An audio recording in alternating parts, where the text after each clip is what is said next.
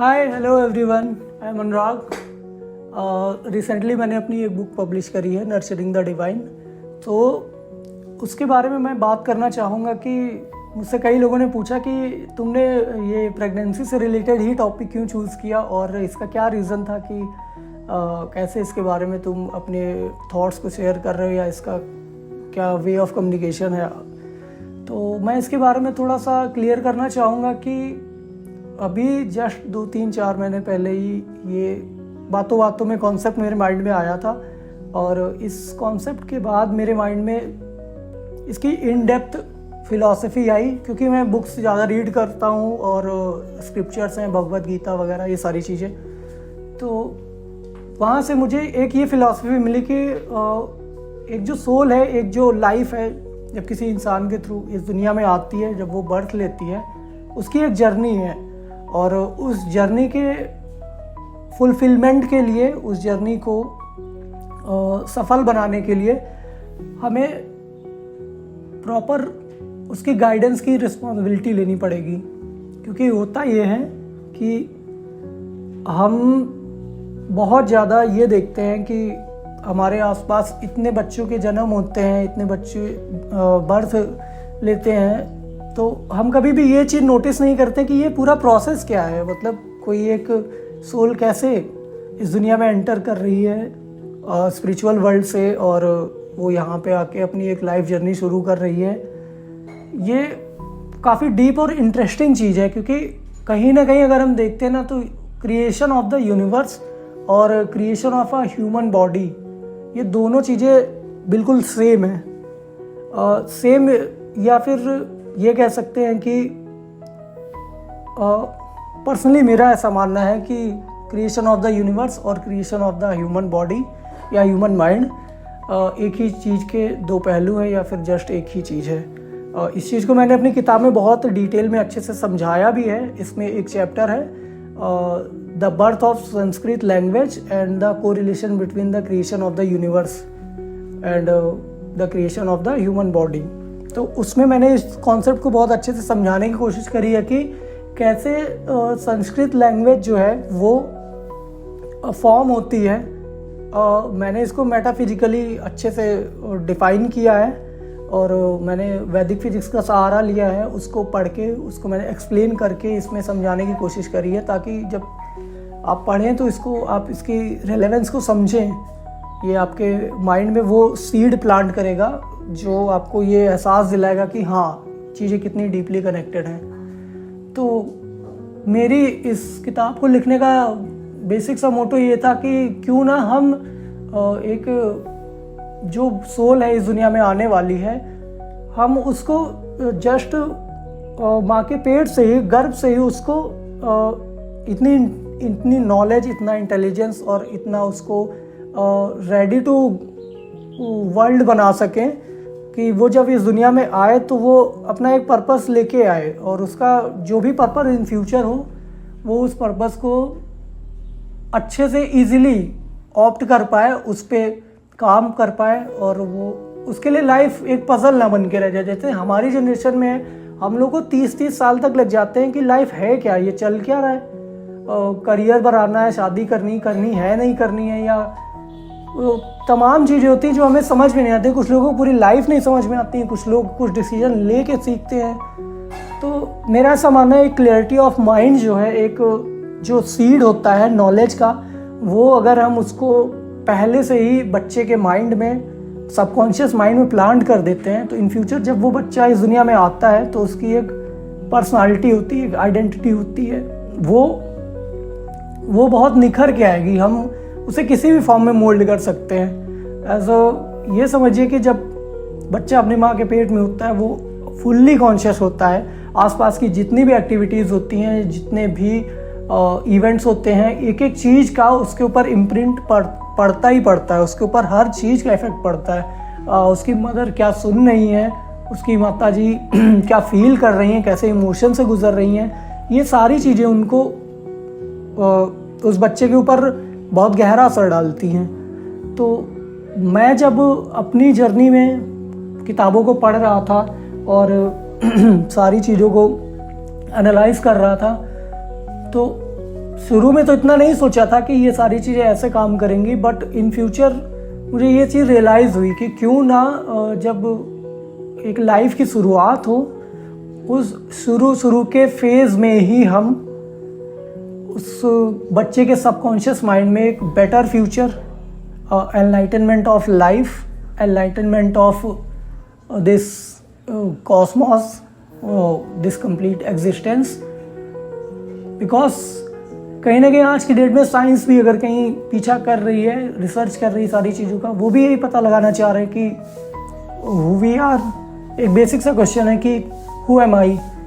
जब आपके पास basic sustainability आ जाती है, पैसा आ जाता है, अच्छा घर हो जाता है, सारी चीज़ें हो जाती है, नेम हो गया, फेम हो गया, सब कुछ हो गया, उसके बाद एक क्वेश्चन आता है कि एम्प्टीनेस के साथ कि ये ऐसा क्या है ये लाइफ। क्वेश्चन मार्क ये लगता है कि what is this and who am I. अब मैं ऐसा क्यों कर रहा हूँ, अपनी लाइफ ऐसी क्यों जी रहा हूँ, ये सारी चीज़ें आती हैं। तो फंडामेंटली ये क्वेश्चन पूछना हर किसी के लिए ज़रूरी है और बहुत इम्पॉर्टेंट क्वेश्चन है ये, क्योंकि कहीं ना कहीं अगर हम अपनी लाइफ को नहीं जानते हैं, हम इस एग्जिस्टेंस को नहीं जानते हैं और जस्ट जिए और जी के चले गए इस दुनिया से, ये कोई सेंस नहीं बनाता है।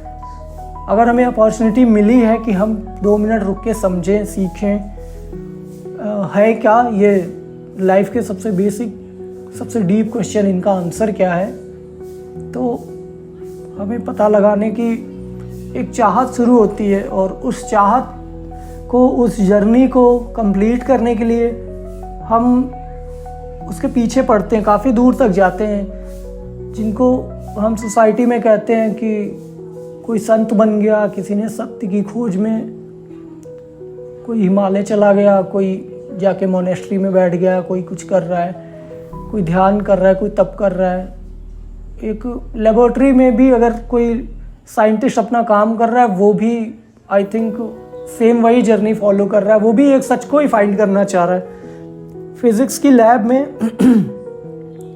जितने भी रिसर्चेस हो रही हैं, वो आप देखोगे मेटाफिजिकल की तरफ जा रहे हैं। वो एलिमेंट को, पदार्थ को तोड़ तोड़ के उसके जस्ट पीछे की दुनिया को देखना चाह रहे हैं कि क्या है, इसका कॉज क्या है, इसका कॉज क्या है। एटम को तोड़ा, प्रोटॉन्स न्यूट्रॉन्स मिले, प्रोटॉन न्यूट्रॉन्स को तोड़ा, क्वार्क्स मिले, क्वार्क्स को तोड़ा तो अंदर स्ट्रिंग्स मिल रही हैं। इसका साइंस के पास एक क्वेश्चन आता है, इसके बाद क्या, इसके बाद क्या, इसके बाद और क्या इस चीज़ का कॉज हो सकता है। तो बेसिकली लाइफ के लिए और एज अ सोल जो हम इस दुनिया में आते हैं, हमें इस जर्नी को कंप्लीट करना होता है। तो इस जर्नी को कंप्लीट करने के लिए हमें एक बेटर अंडरस्टैंडिंग, एक कोई टीचर, कोई गाइडेंस, कुछ ऐसा मिलता है तो हमारी जर्नी काफ़ी इजी हो जाती है और हम लाइफ को समझ के जीते हैं। फिर लाइफ में प्रॉब्लम नहीं होती। प्रॉब्लम तब तक रहती है जब तक हम लाइफ को समझते नहीं हैं। हम बस देख के जीते जाते हैं कि हमारे साथ वाले ऐसा कर रहे हैं तो मुझे भी ऐसा कर लेना चाहिए, क्योंकि सब कर रहे हैं सही होगा इसलिए मैं भी कर लेता हूँ। तो हम इस क्वेश्चन मार्क के साथ जीते हैं, या फिर बहुत देर हो जाती है, समझते समझते पूरी लाइफ निकल जाती है। और इस किताब को लिखने का एक मेन पर्पस ये भी था मेरा कि क्यों हमें एक बच्चे को इस दुनिया में लाना है। ये बहुत क्लियर होना चाहिए, बहुत बड़ा पॉइंट है।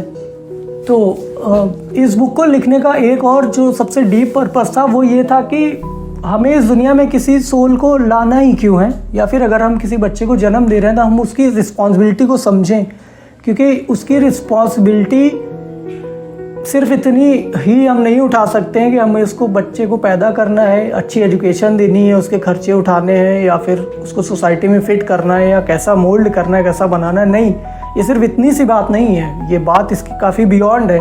क्योंकि आप भी जब कभी बैकग्राउंड में जाओगे तो आप ये देखोगे कि कभी भी आप बैठ के सोचो कि आपने अपनी लाइफ में कब ये चीज़ फाइंड करी कि आप इस दुनिया के हिस्से हो, आप इस दुनिया के पार्ट हो, ये आपको कब एहसास हुआ। और जैसे ओशो ने एक जगह पे कहा कि तुमने खुद को एक दिन अपने आप को जीवन में पाया, तुम्हें एहसास हुआ कि तुम इस जीवन में हो, एक दिन अचानक से एहसास होता है। ना तुमसे किसी ने पूछा कि तुम्हें बर्थ लेनी है या नहीं लेनी है, ना तुमसे किसी ने कुछ ऐसी प्रिपरेशन करी कि तुम इस दुनिया में आ रहे हो, तुम्हारे लिए क्या सही है क्या गलत है, सब कुछ रैंडम हुआ है। तो इस रैंडमनेस के बीच में एक क्वेश्चन आता है कि वाई, एंड एक क्वेश्चन सबसे डीपेस्ट आता है कि हु एम आई, आखिर मैं हूँ कौन। इस सोल के थ्रू, इस बॉडी के थ्रू जो बोल रहा है, जो बात कर रहा है, ये कौन है? ये शख्स सिर्फ इसका एक नाम दे देना, इसको एक पर्सनालिटी दे देना, ये कोई काम कर रहा है, उस काम से इसकी आइडेंटिटी को पहचान बना देना, तो ये पर्टिकुलरली उतना ट्रुथ है नहीं। ये सिर्फ सोसाइटी के बेस पे ट्रुथ चल सकता है कि हाँ मैं ये करता हूँ, मेरा नाम ये है, मेरे फादर वो थे, आप इतना कह सकते हो, बट ट्रूली आप नहीं जानते हो आप कौन हो। और मैंने जितना फ़िलॉसफी को पढ़ा है, समझा है, ये बात इससे भी कहीं ज़्यादा बड़ी है कि एक बच्चे का जन्म होना सिर्फ अपने वंश को आगे बढ़ाना नहीं है, उसकी रिस्पॉन्सिबिलिटी को बढ़ाना नहीं है, और समाज के प्रेशर में आके ही आपको इस दुनिया में किसी बच्चे को नहीं लाना है, या ये सब इतना मायने नहीं रखता है। इस सबसे भी कहीं ज़्यादा जो मायने रखता है वो है आपका कॉन्शियस होना, और कॉन्शियस हो के एक बच्चे को इस दुनिया में लाना। क्योंकि आज की डेट में इस दुनिया की आबादी 8.5-9 अरब लोगों की है, और सच पूछो तो इस दुनिया में 0.01% को भी नहीं पता है कि वो कौन है और उनकी लाइफ का पर्पस क्या है। क्योंकि ये सारे के सारे लोग सिर्फ एक दूसरे को देख के ही जी रहे हैं। ये जब आंखें खोलते हैं, इनकी आंखों के थ्रू, इनके सेंसेस के थ्रू, इनके दिमाग में जो इन्फॉर्मेशन जाती है, उस इन्फॉर्मेशन के बेस पे ये अपनी लाइफ के बाकी सारे डिसीजंस लेते चले जाते हैं। इंडिया में रहने वाला बच्चा जो देख देख के सीखता है कि उसके पेरेंट्स IAS हैं या इंजीनियर हैं या आर्किटेक्ट हैं, तो उसके ऊपर यही इम्प्रिंट होता है। अमेरिका में जन्म लिया हुआ बच्चा वो इलॉन मस्क को देखता है, वो बिल गेट्स को देखता है, तो वो वहाँ के प्रोफेशन के अकॉर्डिंग अपने आप को तैयार करेगा। लेकिन कभी क्या ऐसा होता है किसी ने बिल्कुल जाके आउट ऑफ द बॉक्स कुछ ऐसा नहीं। वो जितनी इन्फॉर्मेशन हमने ऑब्जर्व करी है, जितनी इन्फॉर्मेशन हमने कैच करी है, जो गैदर करी है, हम उसी को ही हमारा माइंड प्रोसेस करता है और वो हमारी लाइफ की डेस्टिनी बना देता है कि हाँ मेरे को ये बनना है और मैं ये बनूँगा। बट सच तो ये नहीं है। ये तो हमें भी पता है कि जस्ट हमें जो नॉलेज मिली उसके बेस पे ही हमने अपनी लाइफ डिसाइड कर ली है। सच कुछ और है, सच हमें पता होना चाहिए। तो ये सच का पता होना और हमारी रियल आइडेंटिटी क्या है, इन सारे सवालों का एक जवाब विथ रिस्पॉन्सिबिलिटी और इसका एक वैलिड रीज़न, इस सब चीज़ों को कवर करने के लिए मैंने इस किताब को फॉर्म किया है। इस किताब को लिखने में बहुत मेहनत लगी है और एक्चुअली 7-8 साल की मेरी पढ़ाई, जो मैंने स्क्रिप्चर्स को पढ़ा, उपनिषदों को पढ़ा, गीता के अलग अलग वर्जन्स पढ़े, 3 से 4-5 अलग अलग गीता मैंने पढ़ी, उसके बेस पे मैंने कंक्लूज़न निकाला। फिर मुझे लगा कि मेरे को स्टार्टिंग में अभी तो ये काम ज़रूर ही करना चाहिए कि इस दुनिया में जो लोग अब आने वाले हैं, क्योंकि जो आ चुके हैं उन पे काम करना काफ़ी टफ है, बहुत मुश्किल है आज की डेट में। आप किसी को नहीं समझा सकते हो, किसी के पास फुर्सत नहीं होगी, कोई करियर में परेशान है, कोई रिलेशनशिप में परेशान है, किसी के पास पैसा आ गया, उसके बाद उसकी अपनी नई नई प्रॉब्लम्स खड़ी हो जाती हैं।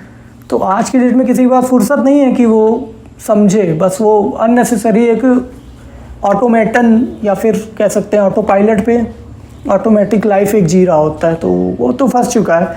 बट एक सोल जो अभी फ्री है 9 मंथ के लिए, वो जस्ट अपनी माँ के पेट में आई है, आप उसको सच बता सकते हो, आप उसको स्क्रिप्चर्स की टीचिंग्स दे सकते हो, आप उसको लाइफ का ट्रुथ, एक फ़िलॉसफी, डीपेस्ट फ़िलॉसफी जो सच है, आप तत्व ज्ञान उसको दे सकते हो। और उसके बाद वो जब पहले से ही सुलझा हुआ इंसान बन के आएगा और उसको पता होगा कि दुनिया में क्या रोल है, दुनिया का गेम कैसा है, कैसे क्या चलना है। आई होप कि वो बच्चा बहुत अलग होगा बाकी के बच्चों से, बाकी की इस आबादी से।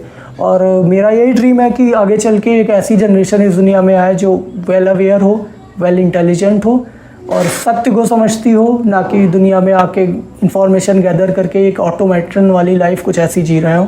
नहीं, मेरा ड्रीम यही है कि अभी किसी पे काम नहीं कर सकते हैं, बट किसी नई सोल को या नए इंसान को आने से पहले उसको ट्रेन और अच्छे से लाइफ को समझाया जा सकता है। तो अभी के लिए इतना ही, बाकी फिर मैं आगे और इस पे बात करूँगा। Thank you.